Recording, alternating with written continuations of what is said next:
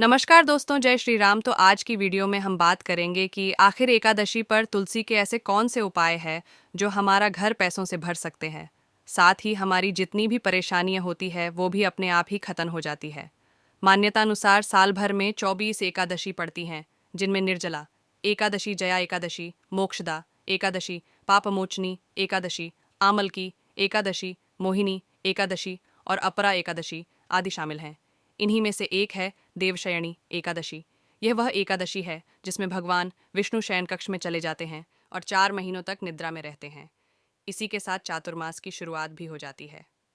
चातुर्मास के दिनों में सभी तरह के मांगलिक कार्यों को करने से मनाही होती है। ये वह समय है जब शादी ब्याह जैसे कार्यक्रम करने से परहेज की सलाह दी जाती है। तो चलिए सबसे पहले बात करते हैं, कब है देवशयनी एकादशी, साथ ही क्या शुभ मुहूर्त रहेगा। और बहुत से ऐसे उपाय भी हैं जो अगर आप इन उपायों को कर लेते हैं तो आपका जीवन धन्य हो जाता है, क्योंकि माता लक्ष्मी तो भगवान विष्णु की कृपा आपके ऊपर होने लगती है। तो चलिए बात करते हैं वीडियो में। पंचांग के अनुसार आषाढ़ माह के शुक्ल पक्ष की एकादशी को देवशयनी एकादशी के नाम से जाना जाता है। देवशयनी एकादशी को हरिशयनी एकादशी भी कहते हैं। इस साल देवशयनी एकादशी 17 जुलाई के दिन पड़ रही है। वहीं इस साल चातुर्मास 4 के बजाय 5 महीनों के बताए जा रहे हैं। इस एकादशी का व्रत 17 जुलाई के दिन ही रखा जाएगा। कब है देवशयनी एकादशी?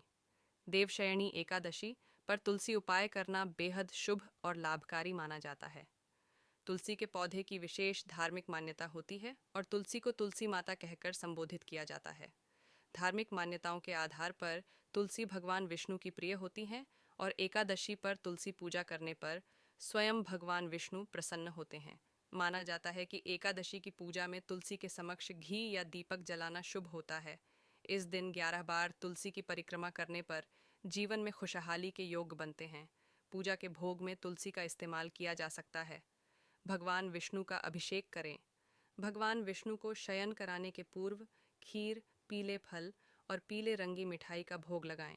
यदि धन लाभ की इच्छा है तो श्री हरि विष्णु के साथ ही माता लक्ष्मी की पूजा करें।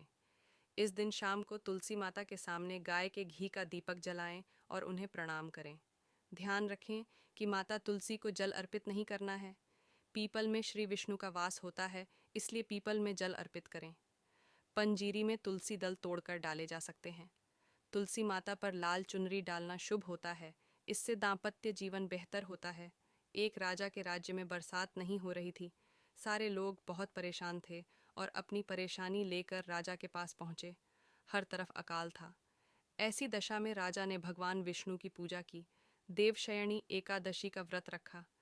इसके फलस्वरूप भगवान विष्णु और राजा इंद्र ने बरसात की और राजा के साथ साथ सभी लोगों के कष्ट दूर हो गए। निद्रा में जाने का क्या मुख्य कारण होता है, साथ ही इसमें बात दुनिया का भर कौन संभालता है।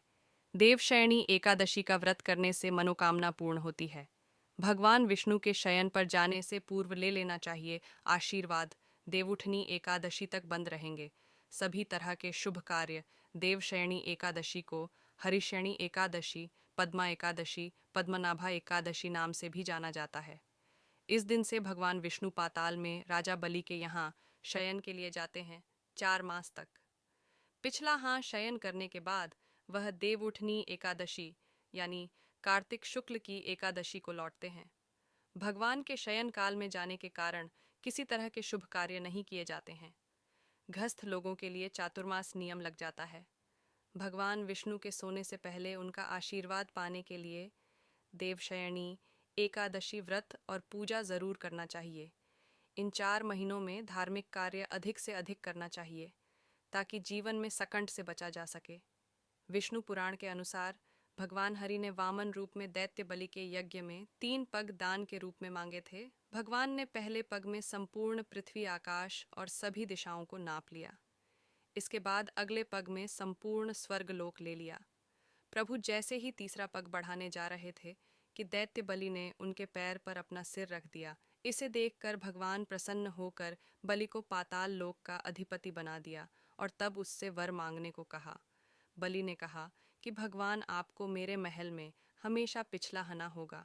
बलि के बंधन में बंधता देख देवी लक्ष्मी अगला ने बलि को भाई बना लिया और बलि को वचन से मुक्त करने का अनुरोध किया। इसके बाद से ब्रह्मा, विष्णु और महेश बारी बारी से पाताल लोक में निवास करते हैं। तीनों देवता चार चार महार निवास करते हैं।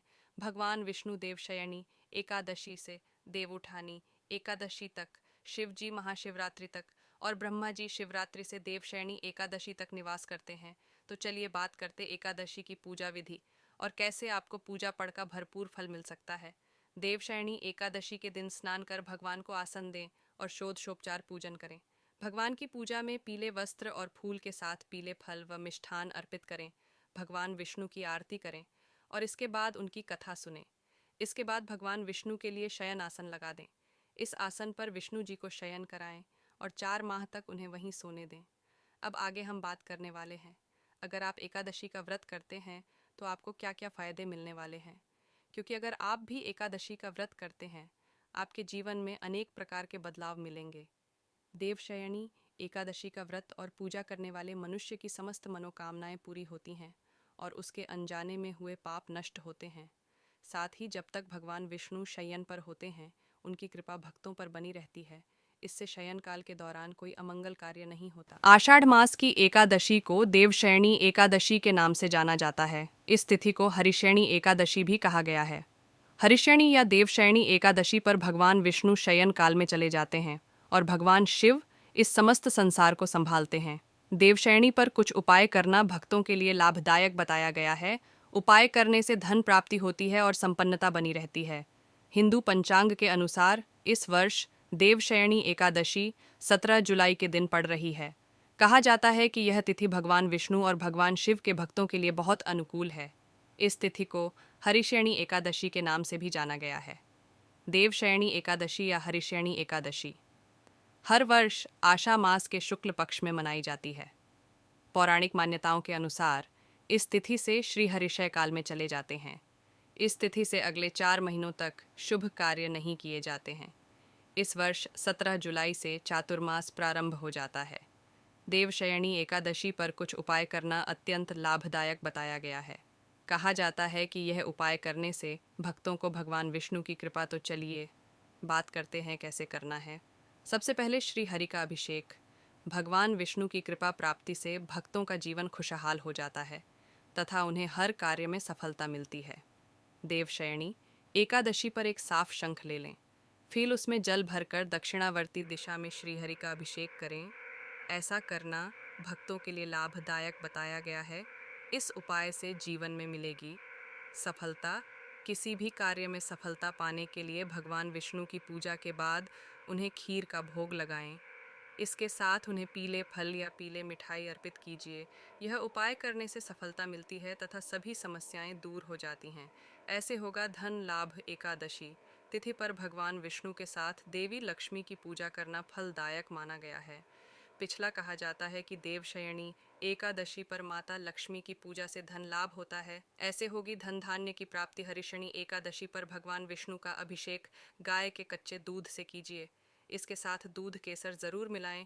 ऐसे होगी लक्ष्मी की प्राप्ति। देवशयनी एकादशी पर AUM नमो नारायणाय या AUM नमो भगवते वायुदेवाय का जाप करें। तुलसी की माला से इन मंत्रों का 108 बार जाप करना फलदायक माना गया है। और साथ ही अगर रात में आप देवशयनी एकादशी की रात को 1 रुपये का सिक्का भगवान विष्णु की तस्वीर के पास रख दें, रात भर यह सिक्का वहीं रहने दें। अगले दिन सुबह यह सिक्का उठाकर लाल कपड़े में बांधकर अपने धन के स्थान में रख दें। इस उपाय को करने से माँ लक्ष्मी आपसे प्रसन्न होती हैं और आपके घर में धन धान्य की कभी कमी नहीं होती है। क्योंकि दोस्तों, ऐसे बहुत से उपाय होते हैं जिनको प्रयोग करके हम माता लक्ष्मी ऑफ भगवान विष्णु को प्रसन्न कर सकते हैं। और एकादशी से बेहतर कोई दिन नहीं हित, क्योंकि इस दिन भगवान सबके करीब होते हैं और साथ ही माता लक्ष्मी का आशीर्वाद भी प्राप्त होता है।